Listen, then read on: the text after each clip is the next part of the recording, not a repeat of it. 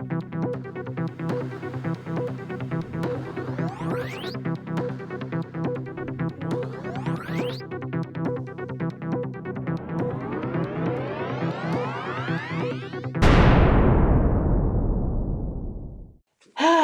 God.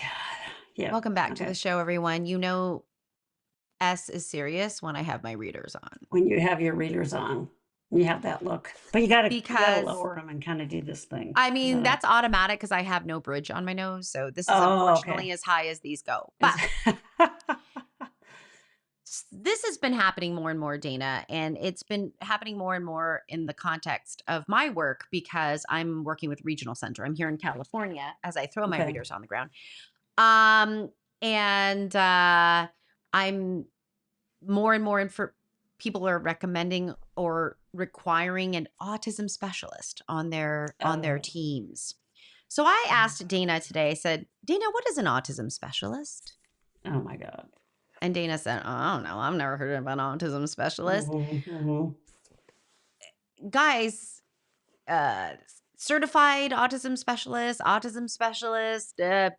whatever this is. Certified is scary because you have to have like a certificate from somewhere that implies you've done some training and different educational programs and stuff are offering these certificates.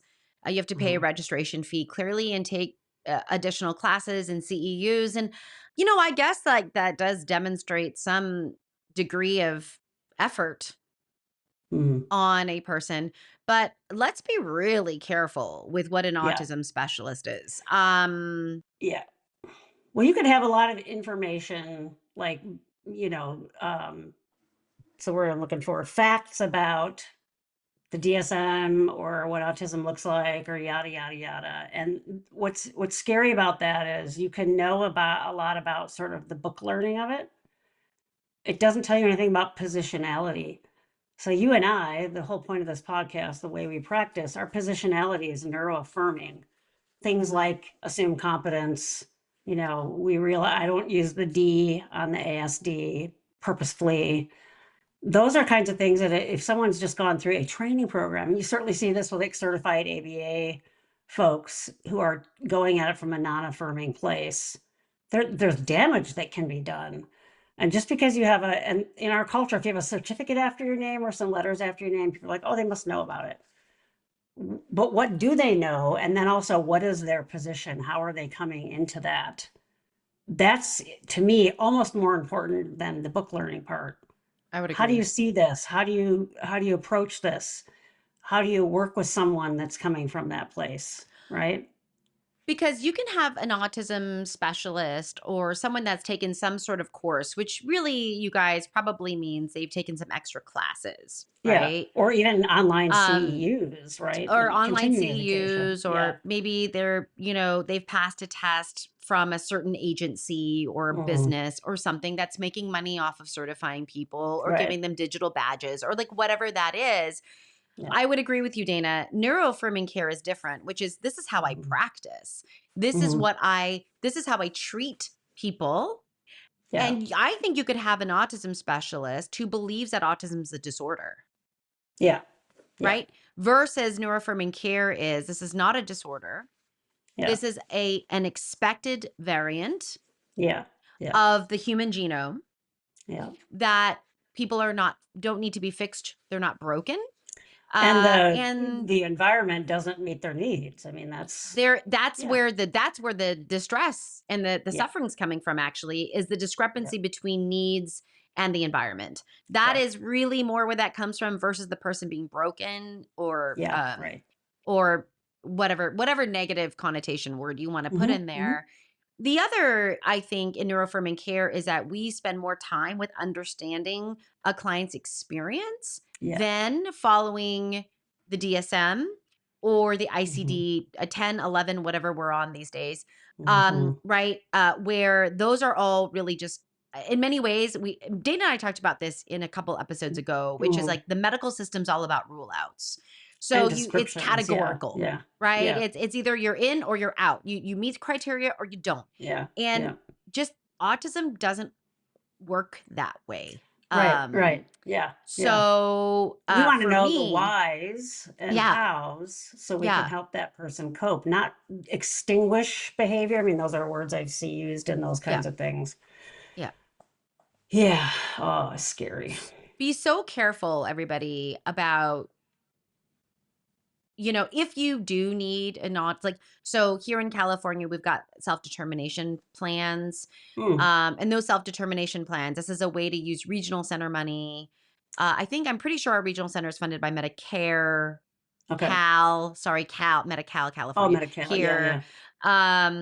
But a lot of teams are wanting autism specialists. And it's like, Hmm. again, you look for specialists or look for people on your team that provide neuroaffirming care. Yeah. And, Yeah. I'm working on a project that has taken forever to get up and Mm. running for lots of different reasons, to have a directory of Yeah. neuroaffirming providers that are truly vetted, not just Yeah. have like taken pledges that I swear I don't do harm, kind of things. Yeah. Yeah. Yeah. Um, so I think like this is something that I'm really wary about, because someone told me that like SDP programs are spending $30,000 to $40,000 a year on autism specialists.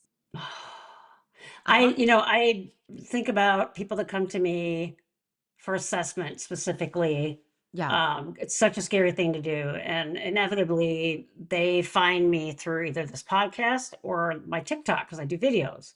Yeah. And they're like, I've been watching your videos for a year. You seem safe.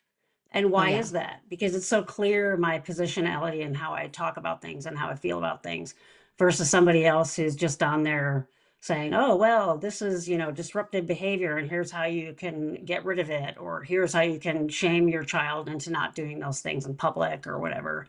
That's to me going to be a higher risk than someone who gets like a certificate from one of these programs, right? That's why Yeah. they call it practice. We don't call it, we graduate with factual knowledge of psychology and now we're psychologists.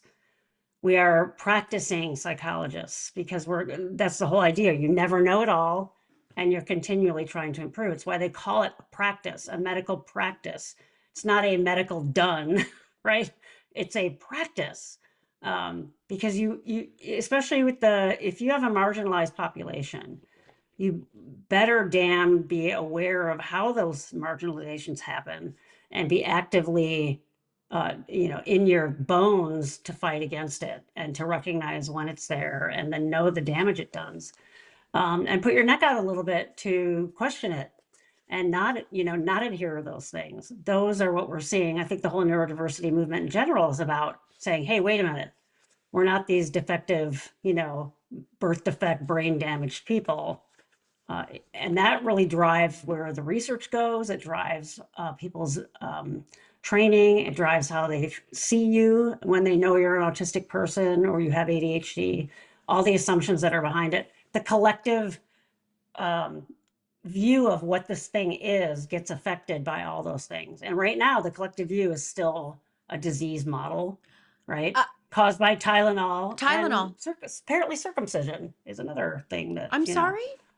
I didn't Yeah. hear about that. See, Oh, yeah, again, because I'm you're seeing your way from the once a news, so week. that's good. Once a week. And Yeah. honestly, it has been the best thing, Yeah. especially when it's related to this, because Yeah. it boils Yeah. me. Your blood. Yeah. Yeah.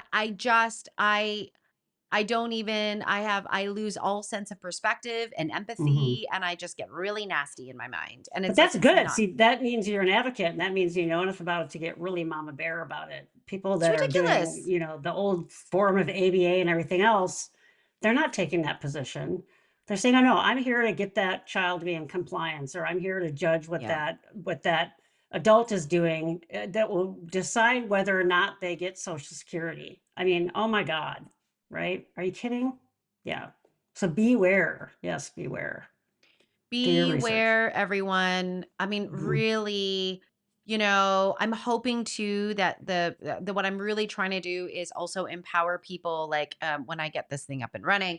Now Mhm. that I'm saying it in public, I probably need to. That's probably another fire under my butt There for you it. go. But Yeah, is to empower people with the right questions to ask. that's right. Sometimes people don't know what questions to ask in these Yeah. situations. And there are questions that you can ask. I mean, this goes back to Mhm. our advocacy with medical procedures Yeah. as well. But just because someone has a degree, even we've spoken about our colleagues that are clinical Yeah. psychologists who have passed boards, who have and are doing unintentional harm to Yeah. clients, neurodiverse clients, neurodivergent clients, Mhm. and that's a problem. Uh, Exactly. Yeah. Yeah. so that's something that, we really want to warn people about. So ask questions. And, Yeah. just because someone has that as a coach or Mhm. as a therapist or as a provider, that don't just say, yeah, oh, great. Yeah. That's great. Right. Keep asking your questions and keep Yeah. figuring out, again, focus on neuroaffirming care and the actual practice versus what they think. And if they think that you need to be fixed, run Yeah. for the hills. Yeah. Exactly. Do Yep. not pass go. Do not. That's our public service announcement. Right. Yeah. Don't Ah, do it. Don't do yeah. it. Anyway. Yeah. Well, that's a short little ditty from us. It's a Mhm. you and this is more of a public service announcement Yeah. versus an episode, but be careful, everybody, Yeah. on this Yeah. situation. Anyway, all right, be good to Yeah. you. Be good to others. We will catch you in the next Blah, blah, blah, blah. episode. Bye.